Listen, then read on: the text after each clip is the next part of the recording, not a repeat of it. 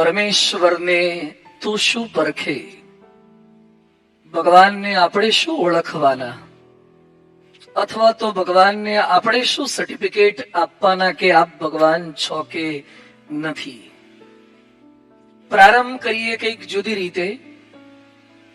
ઇન્ફોસિસ કંપનીનું નામ સાંભળેલું હશે અહીંયા બેઠેલા ઘણા બધાએ. એના ફાઉન્ડર નારાયણ મૂર્તિ સાહેબ, એમના પત્ની સુધા મૂર્તિ પણ એટલા સ્કોલર છે, રાઇટર છે. તો નારાયણ મૂર્તિ અને સુધા મૂર્તિ લગ્ન કર્યા બાદ શરૂઆતના દિવસોમાં બોમ્બેમાં એક વ્યક્તિના ત્યાં ભોજન માટે ગયા.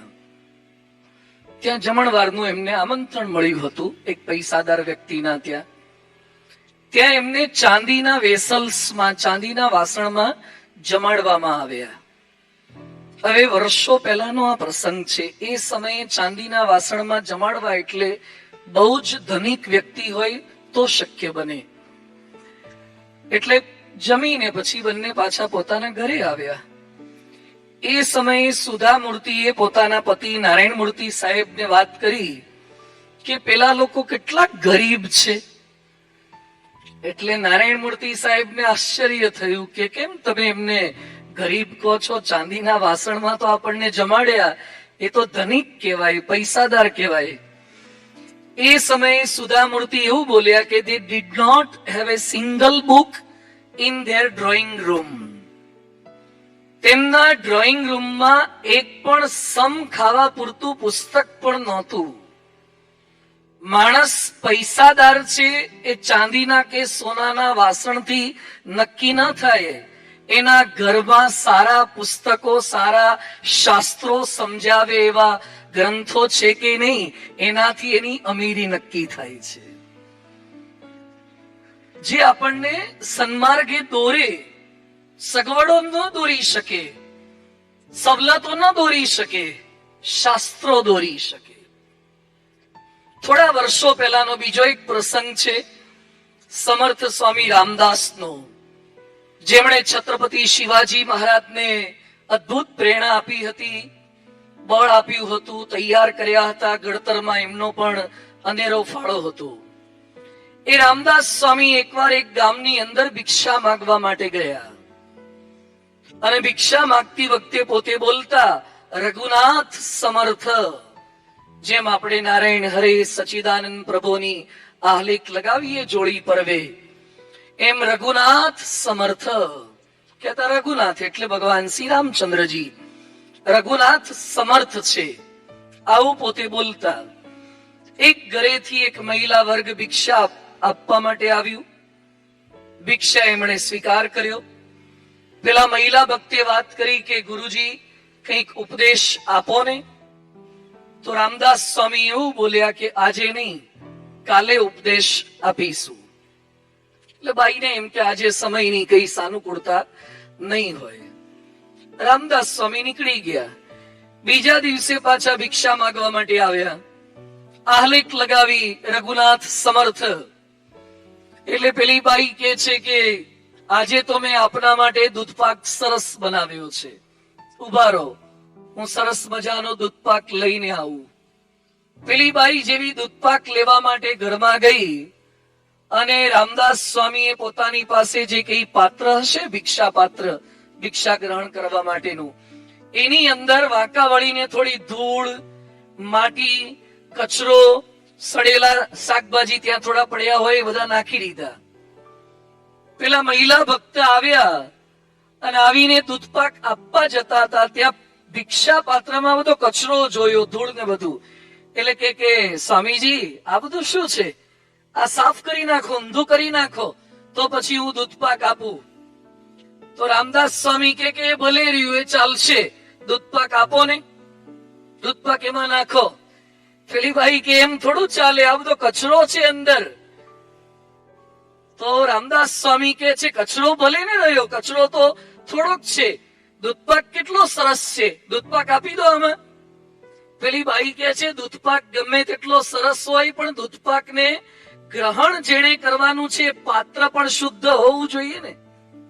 પાત્ર શુદ્ધ હોવું જોઈએ, નહીં તો દૂધપાક બગડી જાય.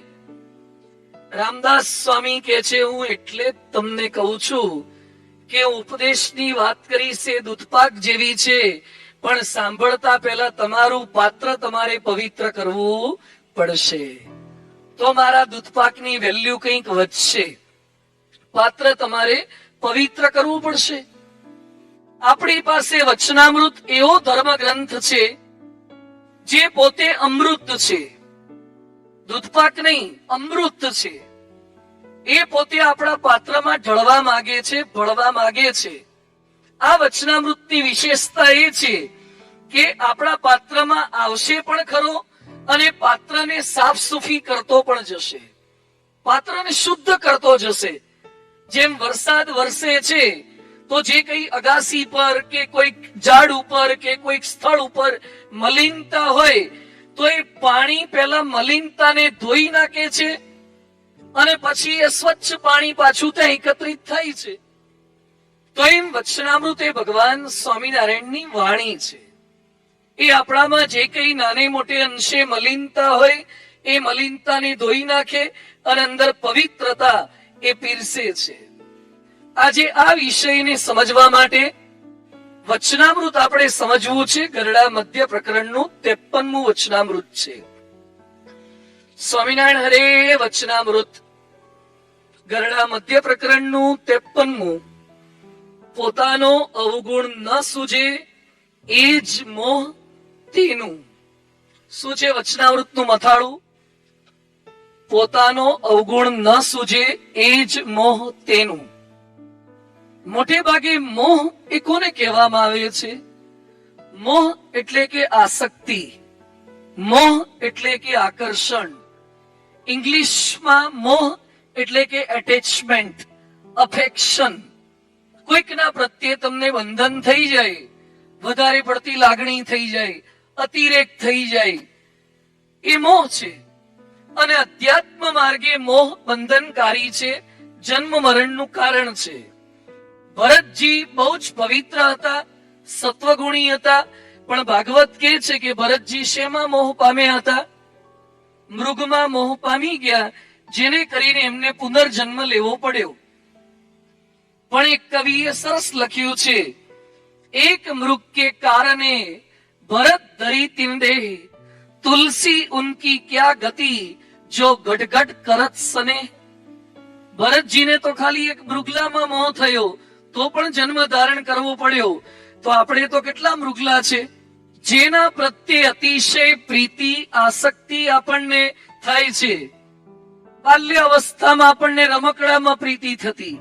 આપણે નાના હતા ત્યારે છાપો રમતા, ફોટા રમતા, લખોટી રમતા.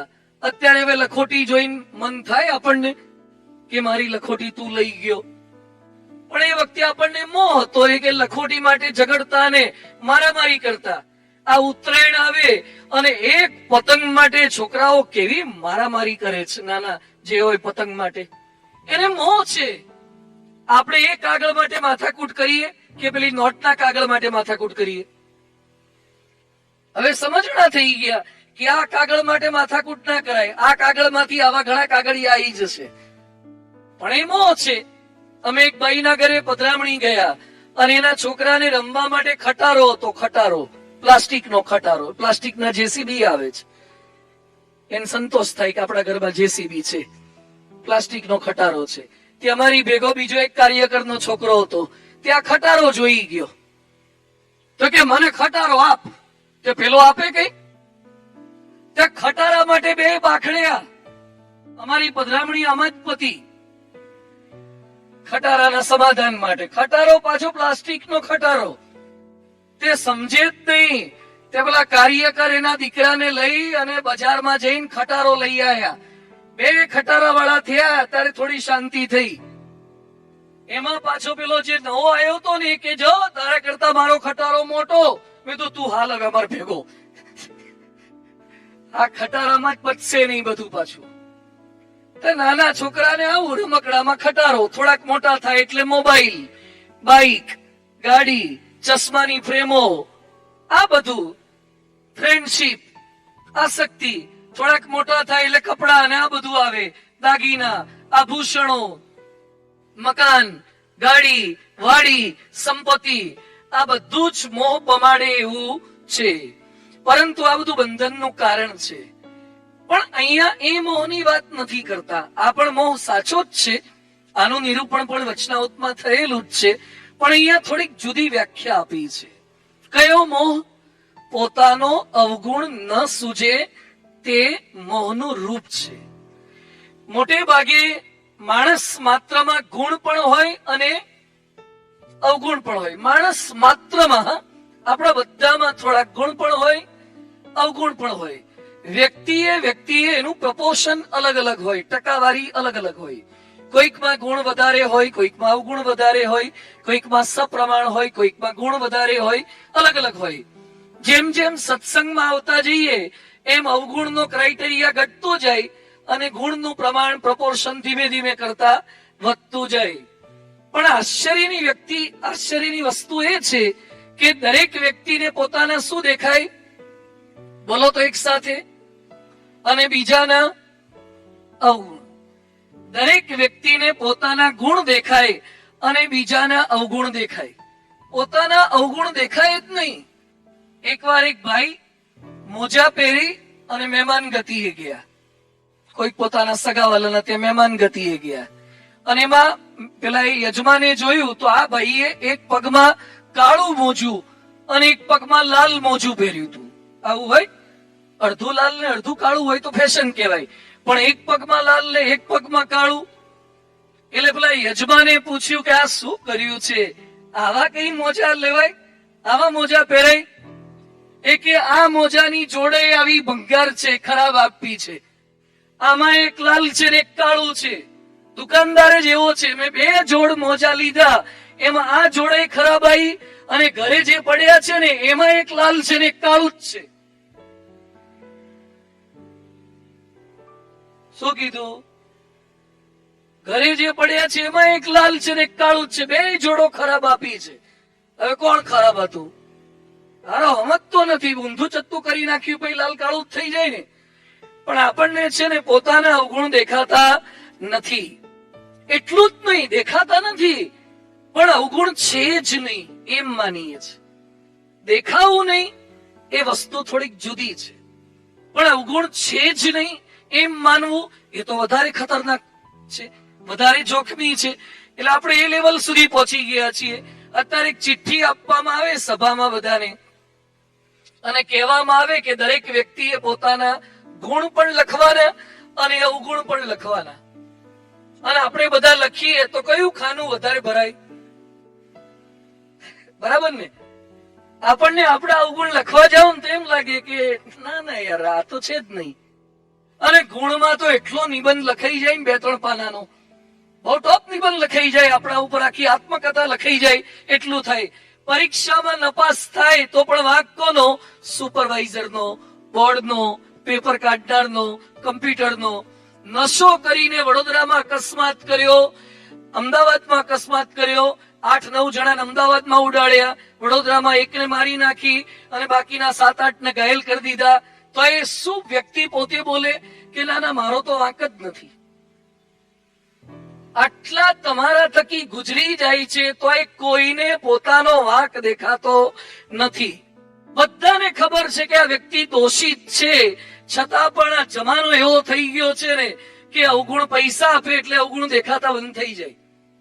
2-3 વાર છૂટાછેડા થયા હોય ને તો એ સામે વાળાની ભૂલ દેખાય છે. 2-3 વાર છૂટાછેડા થઈને ઘણા સભામાં 7 વાગે આવે છે, 6:45 વાગે, અને એમ પૂછીએ કેમ મોડા આયા? એ કે હું તો ક્યારનો નીકળી ગયો હતો, પણ ટ્રાફિક એવો હતો ને 1.5 કલાક ટ્રાફિકમાં રહ્યા. એટલો બધો ટ્રાફિક હતો. એ કે મારે તો આવવું જ તો ટાઈમે, પણ મહેમાન આવી જાય છે. અને અમુક જ્યારથી સત્સંગમાં આવ્યા ને ત્યારથી દર રવિવારે મહેમાન આવે છે.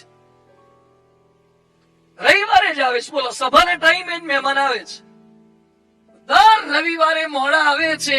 અમુક 6:30 આવે, 6:45 આવે, 7 આવે, તો એને પોતાનો અવગુણ નહીં દેખાય.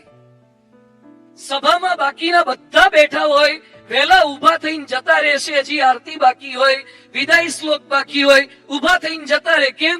એ કે પછી ટ્રાફિક બહુ થાય છે. પછી અમારી બસ જતી રહે છે, પછી પ્રસાદમાં લાઈન બહુ થાય છે.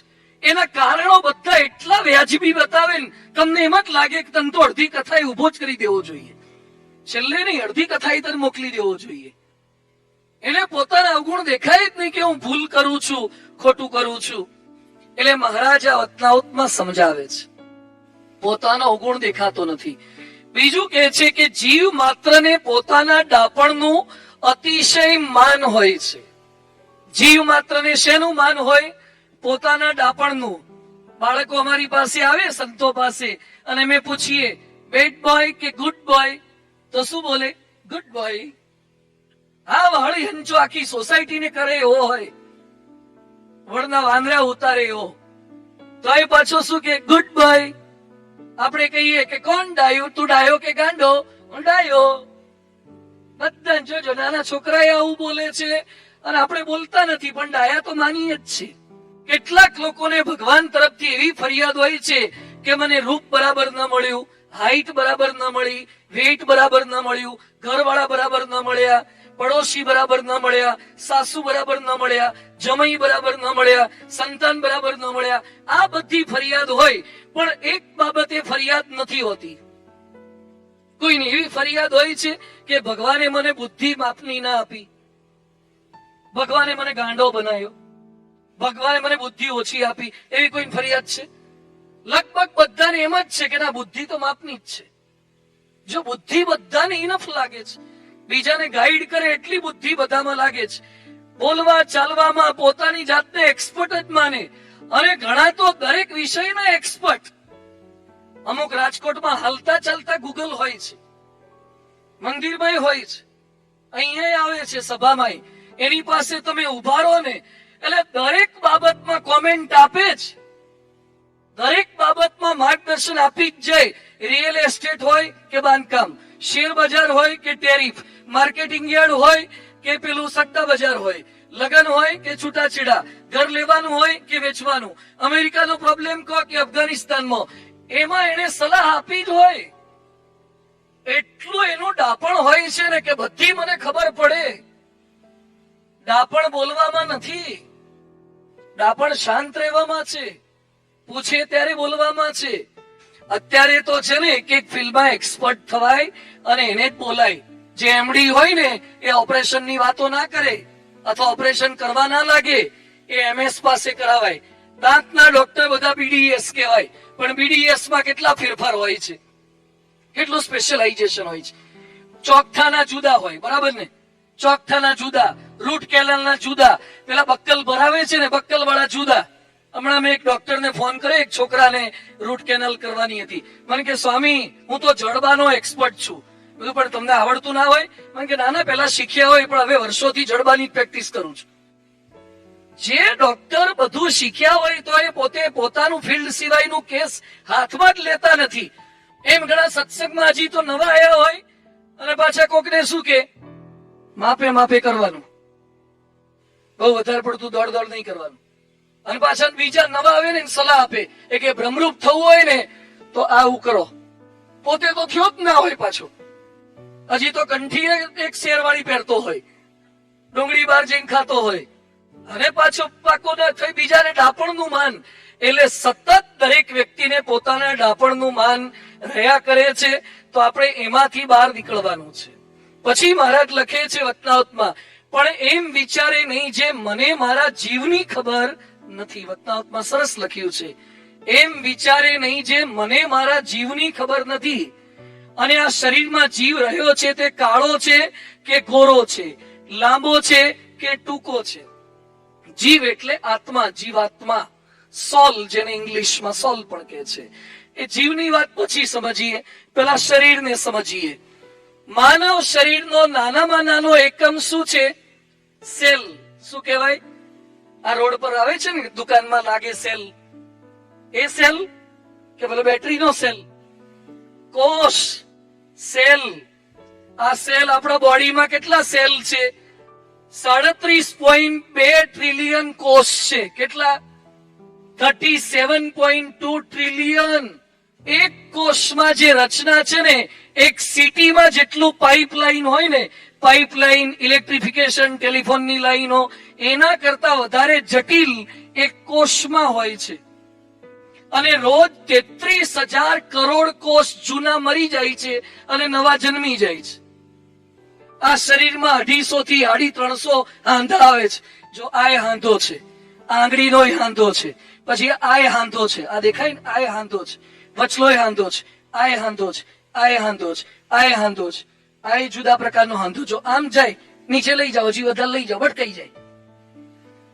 પછી આ પાછો આમ જાય. આ કેટલા પ્રકારના હાંધા, એટલા વાંધા, પણ કેટલા અદભુત હાંધા કર્યા છે, કેટલા અદભુત હાંધા. એકાદ વાર ફ્રેક્ચર થાય, પ્લેટ મૂકવી પડે ને પછી ખબર પડે કે હાંધા કેવા બનાયા છે. એક પ્લેટ મૂકે ને ત્યારે ખબર પડે. ઘણા શું કે બહુ નથી, ખાલી હેર ક્રેક છે, વ્હીલચેરમાં બેહતા થઈ ગયા. હેર ક્રેક, હેર ક્રેક આવી જાય, એક સેજ મસ્ક્યુલર ટોન થઈ જાય ને, અઘરું છે આ બધું. અંદર ભગવાન સેજ ફેરફાર કરી નાખે ને, બધું એ હાંધા છે. એ ભગવાને ગોઠવણ આખી શરીરની અંદર કરી છે. શરીર પર કુલ 50 લાખ વાળ છે. આ બધા 50 લાખ થી વધારે વાળ છે. અને આ શરીરમાંથી કચરો બહાર નીકળે સ્ટૂલ દ્વારા, યુરિન દ્વારા અને પરસેવા દ્વારા. ટેમ્પરેચર બોડી મેન્ટેન કરે. તો પરસેવામાંથી પાણી નીકળે છે, અંદરથી ખારો પરસેવો નીકળે છે. તો કાણું હોય તો જ નીકળે ને, હા કે ના? આપણા શરીરમાં કાણું છે ને, બધે કેવા ઝીણા ઝીણા કાણા છે. અહીંથી નીકળે. મરચું તીખું ખાવ તો માથામાંથી નીકળે, બગલમાંથી નીકળે, પગમાંથી નીકળે, પગના તળિયામાંથી નીકળે, હથેળીમાંથી નીકળે. હારો ક્યાં ક્યાંથી પરસેવો નીકળે છે? બધે કાણા જ છે. આખા શરીરમાં કાણા છે. પણ કેવી સિસ્ટમ છે કે અંદરથી પાણી બહાર નીકળે છે, પણ તમે સ્વિમિંગ પુલમાં કલાક ઉભા રહો ને તો પાણી અંદર ના જાય. તો કાણાથી અંદર જતું રહેવું જોઈએ ને પાણી. આટલા કાણા છે તો હારા વાલ કયા પ્રકારના છે? આવા વાલ અંદરથી પાણી બહાર આવે, પણ બહારથી પાણી અંદર જતું નથી. નહીં તો કલાક સ્વિમિંગ પુલમાં નહીએ તો ફૂલી ગયેલા હોય. હા, ફૂલી જાય ને બધું, હાથ પગમાં પાણી જતું રહે એટલે. પણ આ ગોઠવણ છે, અદભુત ભગવાનની ગોઠવણ છે. એમાંય આપણું આ મગજ 1.5 કિલો વજન છે અને 2.5 પેટાબાઇટ છે. પેટાબાઇટ શું?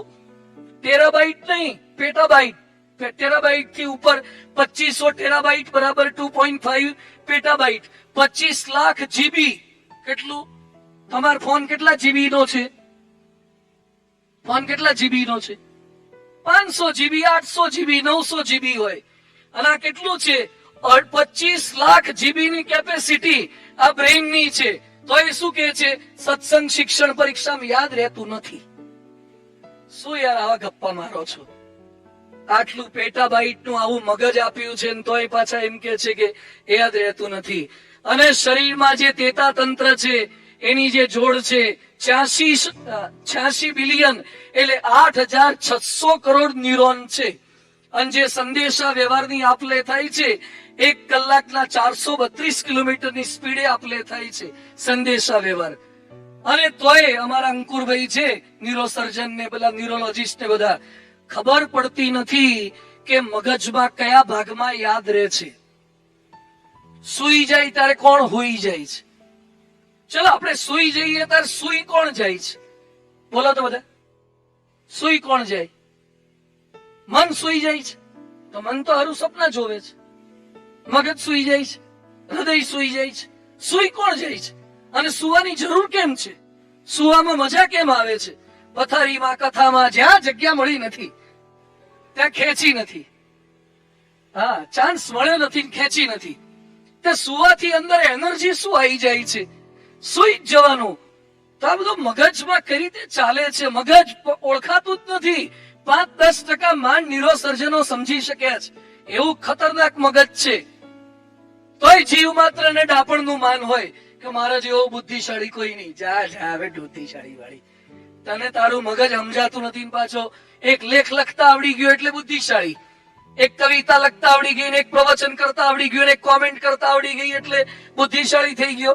આ હૃદય જ્યારથી જન્મ્યા ત્યારથી ધબકે છે. જન્મ્યા ત્યારથી નહીં, માતાના ગર્ભમાં આવ્યા ત્યારથી ધબકે છે. દિવસમાં 1 લાખ વાર ધબકે છે. 1 લાખ વાર. કયો પંપ છે? અને ચલો રોજ સવારે ઉઠીને હૃદયને કોણ એમ કે છે ચલો આજે ધબકજો? રાત્રે સૂતી વખતે હૃદયને એમ કે છે બંધ ના થઈ જતું, સવારે ચાલુ રહેજે. આ કયા પ્રકારનો ઓર્ડર છે?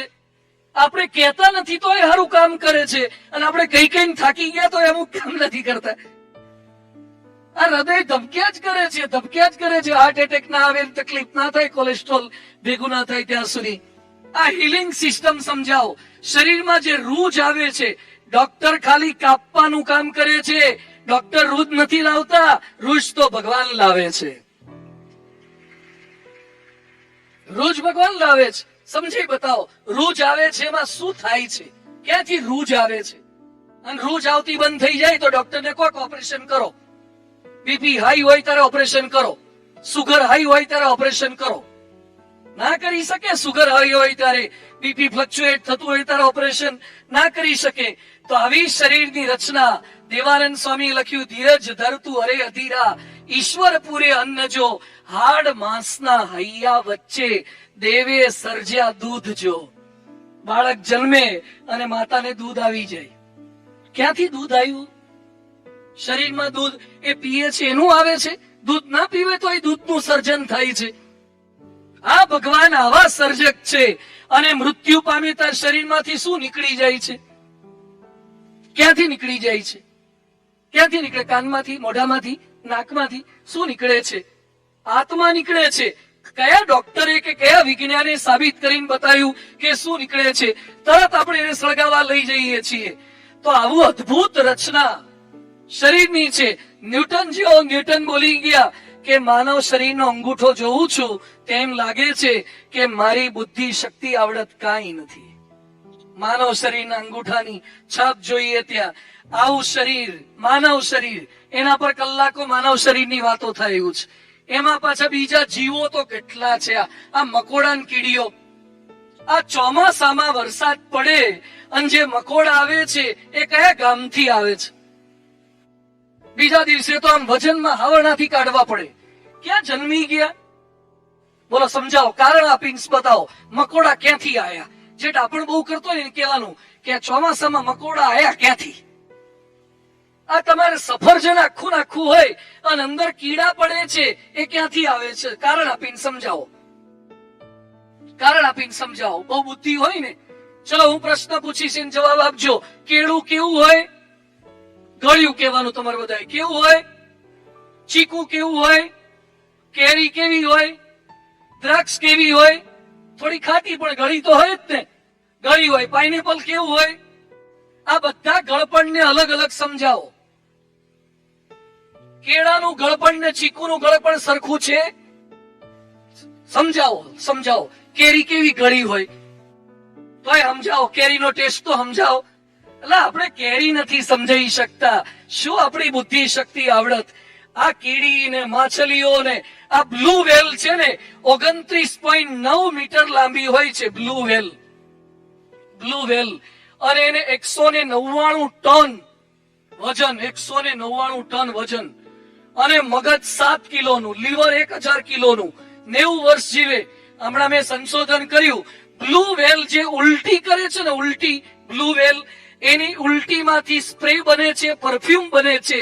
અને એક વખત ઉલટી કરે 5 કિલોની ઉલટી થાય. અને એ ઉલટી વેચાય છે, એમાંથી 6.5 કરોડની કમાણી થાય છે. ઉલટીના, બ્લુ વેલની ઉલટીના પૈસા 6.5 કરોડ. હવે એ તો દરિયામાં ઉલટી કરે, પણ એ ઉલટી તરત જામી જાય છે, પથ્થર જેવી હોય છે, એ ખડક. પછી એમાંથી પરફ્યુમ બનાવે છે. 6.5 કરોડ. એકવાર એક છોકરો ડાપણ કરતો હતો કે હું ભગવાનમાં ના માનું. એટલે પછી સાહેબે કીધું, સંતો અમાર જેવા હોય ને થોડા ઘણા સમજાવે એવા, એ કે તારા ઘરમાં પાણી આવે છે નળમાં? હા કે આવે ને. એ કે ક્યાંથી આવે? એ કે કોર્પોરેશન માંથી આવે. પણ કે નળમાં અત્યારે ક્યાંથી આવે? એ કે ઉપર ટાંકી છે એમાંથી. એ કે ઉપલી ટાંકીમાં ક્યાંથી આવે? એ કે નીચે આગળ ફળિયામાં ટાંકો છે ને એમાંથી. એ કે ફળિયામાં ટાંકો છે એમાંથી એને જાતે ઉપર જાય? એ કે જાતે ના જાય, મોટર મૂકી છે. પછી ત્યાંથી લઈ ગયા એને દરિયા કિનારા બાજુ, અને નાળિયેરીના ઝાડ હતા. ભાઈ કે ઉપર શું છે? એ કે નાળિયેર. એમાં શું હોય? એ કે પાણી. એ કે દરિયાનું પાણી કેવું હોય? ખારું. નાળિયેરનું કેવું હોય? મીઠું. તો કે નીચેથી પાણી કઈ મોટરથી ચડાયું? એ કે મોટર છે. મોટર વગર નાળિયેરમાં પાણી ચડાયું અને કદાચ મોટરથી ચડાયું હોય પણ ખારાનું મીઠું કરી નાખ્યું. બોલો, આ શું ભગવાનની રચના છે? આપણા શરીરમાં જે રચના છે, ખાધા પછી હોઈ જવાનું. બોલો, પીઝા ને પાસ્તા ને બટાટા ને એટલા બધા ભૂંગળા બટાટા દાબવાના અને પછી અંદર કોણ પચાવે છે? બોલો, અંદર કોણ પચાવે? સમજાવો તો ખરા, તમને અંદર પચાવે છે કોણ? એમાં આ અગોચર આકાશ, આ પૃથ્વી, આપણી પૃથ્વી કરતા સૂર્ય અને સૂર્ય કરતા બીજા સૂર્ય છે ને આપણા કરતા 109 ગણો મોટો છે અને સૂર્યનું ટેમ્પરેચર, સરફેસનું ટેમ્પરેચર છે 5600 ડિગ્રી. કેટલું? સેલ્સિયસ. 5600 ડિગ્રી સેલ્સિયસ આ ઉપરનું સરફેસનું, અને અંદરનું ટેમ્પરેચર છે 15 લાખ સેલ્સિયસ. 15 લાખ સેલ્સિયસ. કાલે અમે એક ફોર્જિંગ કંપનીમાં ગયા હતા અને એમાં ટેમ્પરેચર 1200 ડિગ્રી હતું સેલ્સિયસ, એમાંય દૂર ઉભા રહેવું પડ્યું હતું. આ તો 5600 સેલ્સિયસ. આ વખતે સૂર્યનારાયણ ભગવાન રાજકોટમાં 56 કરે તો 5600 નહીં, કેટલું? 56 કરે તો પથારી ભરી જાય ને યાર, માથાના વાળ ખરી જાય, પક્ષીઓ ઉડતા હેઠા આવી જાય. 5600 ડિગ્રી છે. સૂર્યને એમ થાય કે બધા મને રોજ આમ પાણીથી આહુતિ આપે છે, સૂર્યનારાયણ સ્વાહા, તો આજે એમના ઘરમાં પધરામણી કરું. આવે તો સૂર્યનારાયણ નજીક આવે તો સહેજ નજીક આવે ને આખી પૃથ્વી ખાખ થઈ જાય. શું સૂર્ય ભગવાનની કેપેસિટી છે! પાપણ આપણો એક પલકારો મારે ત્યાં બધું કેટલી બધી ઘટનાઓ બધી બની જાય છે. આકાશ ગંગા એ તો પાછું અનેક આકાશ ગંગાઓ, મંદાકિની થી માંડીને બધું, એટલે આપણને આ સમજાયું નથી. આ પૃથ્વી ના ગેલેક્સી ને મંદાકિની ને હમણાં ઈસરોના ચેરમેન આયા હતા ડોક્ટર નિલેશ, એટલે મેં એમને પૂછ્યું કે સાહેબ અમારા ત્યાં અનંત કોટી બ્રહ્માંડની વાતો આવે છે, તો આમ તમે ઈસરો વાળા માનો છો કે અનંત કોટી બ્રહ્માંડ ને બધું હોય? મને કે સ્વામી એક બ્રહ્માંડમાં પૂગી વળતા નથી. પ્રકાશ વર્ષ, 1 વર્ષ સુધી પૃથ્વી પેલી લાઇટની સ્પીડે ગતિ કરો ને તોય પહોંચી ન શકો, એટલે દૂર ગ્રહો ને નક્ષત્રો છે, એટલી ગેલેક્સીઓ છે, ક્યાં પહોંચી વળવાના? એટલે મહારાજ વત્તાવતમાં લખે છે કે પોતાના ડાપણનું અતિશય માન છે, અહંકાર કરે છે, પણ કોઈ અહંકાર કરવો નહીં. સચિન તેંડુલકર માસ્ટર બ્લાસ્ટર, ક્રિકેટનો ભગવાન જેવું ઉપમા આપે છે લોકો એને, પણ સચિન શું કહે છે કે મારા જયારે રન થતા, મારી સદી થતી, ત્યારે ઘરમાં કોઈ મોટી પાર્ટી નહોતા કરતા. આપણા લીધે કશું થતું નથી કે જયારે સદી થાય ત્યારે મારા ઘરમાંથી તાલીમ જ એવી હતી કે કોઈ પાર્ટીઓ નહીં કરવાની, પેંડાનું બોક્સ લઈ અને ભગવાનનો આભાર માનવાનો કે તમારી કૃપાથી હું કરી શક્યો. જેટલા માણસો આગળ વધ્યા છે ને, સારા માણસો, સમજુ માણસો, એ ડોક્ટર વિજય ભટકર, સાયન્ટિસ્ટ, જેને સુપર કોમ્પ્યુટર શોધ્યું, એમ કે છે કે સ્વામી અમે તો કઈ શોધ્યું નથી, ભગવાને મગજ બનાવ્યું એના થકી અમે કરી શક્યા છે. અને પાછા સ્વામિનારાયણ ભગવાનમાં માને, કંઠી પહેરી. કલામ સાહેબ પ્રમુખ સ્વામી મહારાજ પર પુસ્તક લખે, કલામ સાહેબ પ્રમુખ સ્વામી મહારાજ પર, અને એડિનબર્ગમાં પ્રવચન કરવા કે ગયા હતા સ્કોટલેન્ડમાં, અને કે મારામાં રહીને પ્રમુખ સ્વામી મહારાજે પ્રવચન કર્યું. કલામ સાહેબ આવું બોલે. એક રાષ્ટ્રપતિ એમ કે છે કે મારામાં રહીને પ્રમુખ સ્વામી મહારાજે પ્રવચન કર્યું, હું બોલી ન શકું, હું કઈ કરી ન શકું. તો ભગવાન સ્વામિનારાયણ એ આપણા જેવા દેખાતા હોય, આપણા જેવા લાગે, મનુષ્ય જેવા લાગે, છતાંય ભગવાન છે. ભગવાન માપવા માટેના કોઈ સ્પીડોમીટર, કોઈ થર્મોમીટર, કોઈ બેરોમીટર, કોઈ લેક્ટોમીટર નથી આવતા. ભગવાન બુદ્ધિનો વિષય જ નથી, ભગવાન શ્રદ્ધાનો વિષય છે. બુદ્ધિશાળી ભગવાનની આપેલી બુદ્ધિ છે. શું ભગવાનને તમે દલીલ કરી શકવાના? ભગવાન વિરુદ્ધ ફિલ્મો બનાવવાના? ભગવાન વિરુદ્ધ લેખ લખવાના કે હું ભગવાન નથી માનતો? તમે સૂરજને સૂરજ ન માનો એટલે સૂરજ મટી જતો નથી. ગુવાડો દિવસે નથી જોતા સૂરજને. ભગવાન સ્વામિનારાયણે વાસુર ખાચરને કીધું હતું કે અધર્મી લોકોના શબ્દો કાનમાં ધરવા નહીં, ખોટી વાતો સાંભળવી નહીં. બુદ્ધિશાળી બ્રહ્માનંદ સ્વામી હતા, બુદ્ધિશાળી પ્રેમાનંદ સ્વામી હતા, બુદ્ધિશાળી નિત્યાનંદ સ્વામી હતા, બુદ્ધિશાળી ભૂમાનંદ સ્વામી હતા, બુદ્ધિશાળી પ્રમુખ સ્વામી મહારાજ ને મહંત સ્વામી મહારાજ, અને અત્યારે બુદ્ધિશાળી BAPS ના 1200 સંતો છે જે ભગવાનને ઓળખીને બેઠા છે. બુદ્ધિશાળી BAPS ના લાખો હરિભક્તો છે જે ભગવાનને ઓળખીને બેઠા છે. સ્વામિનારાયણ ભગવાન છે, અને જેમ જેમ તમે ભગવાનને ઓળખતા જશો ને એમ એમ અંદરથી માન નીકળતું જશે, ડાપણ નીકળતું જશે. બધા જ ભગવાન, જે કોઈ ભગવાન છે, જેનામાં ભગવાન રેલા છે, જે દિવ્ય સ્વરૂપો છે, મહાપુરુષો છે, એ વિનમ્ર જ હોય. શંકરાચાર્યજી 8 વર્ષે, શંકરાચાર્યજી 8 વર્ષે તો શાસ્ત્રાર્થ કરી શકે એવા પ્રકાંડ પંડિત થઈ ગયા હતા, અને 16 વર્ષે કે એટલા વર્ષે તો એમણે ભાષ્ય, 16 કે 18 વર્ષે તો ભાષ્ય રચી દીધા. જે સાચો ભક્ત હોય, જે સાચો સજ્જન હોય, જે થોડો ઘણો પણ સદગુણી હોય, એ કોઈ ભગવાનની ક્યારે પણ ટીકા કરે નહીં, નહીં અને નહીં જ.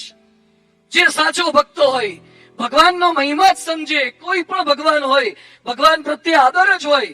હું નથી સમજી શકતો એનો અર્થ એવો નથી કે ભગવાન નથી. મને ડાયાબિટીસ છે એટલે મારે ખાંડ ન ખવાય, અથવા મેં પેંડો ખાધો છે એટલે મને ચા કે કોફી મોળી લાગે છે. એમાં ચા કે દૂધનો કોઈ વાંક નથી. વાંક મારો છે, મારી પાત્રતા નથી. તો જેમ જેમ પાત્રતા કેળવાતી જાય, આ વખતે ચેસમાં ભારતનો એક છોકરો આખા વિશ્વમાં ચેસ ચેમ્પિયન થયો. ખ્યાલ છે? શું નામ એનું? ગુકેશ. ચેસ રમત છે ને બુદ્ધિશાળીઓની રમત છે. ચેસમાં વર્લ્ડ ચેમ્પિયન થયા પછી પણ શું બોલે છે? ગોડ હેલ્પ મી, ભગવાનની કૃપાથી થયું. અને આપણે ખાલી સેજ અહીંયા સોસાયટીમાં ચેસમાં જીતી ગયા હોય ને તો કે બંધાન કોઈ હરાઈ ના હે કે કોઠારિયામાં. આ તારા કોઠારિયામાં કોણ પૂછે છે હવે? કોઠારિયા વાળો પાછો સોલવન્ટમાં હોય, પાછો કોઠારિયામાં સોલવન્ટમાં જઈને પડ્યો હોય પેલી બાજુ, અને એમાં કે ચેસમાં મને કોઈ હરાઈ ન હોય. કે આખી દુનિયાનો ચેમ્પિયન થયો તોય ભગવાન. પ્રમુખ સ્વામી મહારાજે દિલ્હી અક્ષરધામ કર્યું તોય ભગવાન. મહાન સ્વામી મહારાજ આટલું બધું કરે છે, રોબિન્સવિલ અક્ષરધામ અબુધાબી, તોય અમારા પૂર્ણ પુરુષોત્તમ ભગવાન સ્વામિનારાયણની કૃપાથી થાય છે. ભગવાનને જ આગળ રાખે છે. એટલે આ વચનામૃત આપણને શીખવે છે, પહેલું તો પોતાના અવગુણ જોવાના. ભગવાનમાં કે ભગવાનના ભક્તમાં ક્યારે અવગુણ નહીં. મને નથી સમજાતા તો મારે ધીમે ધીમે કરતા હાઈટ ઉપર જવાનું છે. હાઈટ ઉપર જઈશ તો ભગવાન સમજાતા જશે. ભગવાન માટે પ્રમાણ ભેગા કરવાની જરૂરિયાત નથી, પવિત્રતા ભેગી કરવાની જરૂરિયાત છે. જેમ જેમ હું ભગવાનથી નજીક જઈશ એમ ભગવાનની અપારતા મને સમજાતી જશે. ભગવાનથી દૂર છીએ એટલે ભગવાન નાના લાગે છે. આમાંથી ટ્રેનમાં એકાદ વાર બેઠા હોય, હાથ ઊંચો કરો. ટ્રેનમાં એકાદ વાર બેઠા હોય, દર વખતે ટ્રેનમાં બેસતા પહેલા ટ્રેન ચલાવનારને જોઈને ચેક કરીને બેસતા હોય, હાથ ઊંચો કરો. કે ટ્રેન ચલાવનારે દારૂ તો નથી પીધો ને, સુઈ તો નહીં જાય ને? ભાઈ ભાઈ હુઈ ના જતો, નહીં તો દાદર નહીં આવે, સીધું રામનાથપુરા જ આવશે. કોઈ દાડો ટ્રેનમાં સીધા પોતાના ડબ્બામાં ઘૂસી જ જાય. એન્જિન છે કે નહીં એ નથી જોતા. એન્જિન ચલાવનાર નહીં, એન્જિન છે કે નહીં એ નથી જોતા. પણ ટ્રેનમાં એટલો વિશ્વાસ, પ્લેનમાં એ પાયલોટ દેખાતા નથી, બસમાં થોડાક દેખાય છે. આ બધામાં જેટલો વિશ્વાસ છે તો આ પૃથ્વી ચલાવનારો દેખાતો નથી પણ છે તો ખરો. એકવાર આઈન્સ્ટાઈન પાસે એક બાઈ ગઈ. આઈન્સ્ટાઈન પાસે એક વ્યક્તિ ગયો અને પછી કહે છે કે તમે આટલા મોટા છો છતાં ભગવાનને કેમ માનો છો? હું ભગવાનને નથી માનતો. તો આઈન્સ્ટાઈન કે 1 મિનિટ આવો. પછી આઈન્સ્ટાઈન એમની લેબોરેટરીમાં લઈ ગયા અને ત્યાં સોલાર સિસ્ટમ હતી. આપણી સોલારમાં છે ને આમ વલયો છે બધા, આ ગ્રહના લાઈનમાં રાખે ને, ગુરુ ને આ બધા અલગ અલગ, નેપચ્યુન ને સેટર્ન ને વેનસ ને બધા જે ગ્રહોના, તો આખું સોલાર સિસ્ટમ હતી. એટલે બહુ સરસ હતી. એટલે પેલા ભાઈએ કીધું કે બહુ સરસ છે, અદ્ભુત છે, કોણે બનાવી? તો આઈન્સ્ટાઈન કે મેં નથી બનાવી, કોઈએ નથી બનાવી. એટલે પેલા ભાઈ હસવા લાગ્યા કે કોઈએ ના બનાવી એવું થોડું હોય, કોઈ કે તો બનાવી જ હોય ને. એ કે ના ના, કોઈએ નથી બનાવી, એની જાતે બની ગઈ. એટલે પેલા કે છે એવું ના હોય, એની જાતે કઈ આવડા ગ્રહો આવ્યું પણ થોડું બને, કોઈ કે બનાવી જ હોય. પછી આઈન્સ્ટાઈન એક વાક્ય બોલ્યા કે ખાલી આ હોલમાં ભરાય એટલી સોલાર સિસ્ટમ બનાવનાર પણ કોઈક છે એવું તમને દ્રઢ વિશ્વાસ છે તો અનંત કોટી બ્રહ્માંડો બનાવનાર કોઈક હશે કે એની જાતે બની જાય? કોઈક છે જ, એને બનાવનાર કોઈક છે. જે પૂર્ણ વિશ્વાસ ભગવાનમાં રાખો તો આજે ભગવાનના ચરણોમાં આપણે પ્રાર્થના એ કરવી છે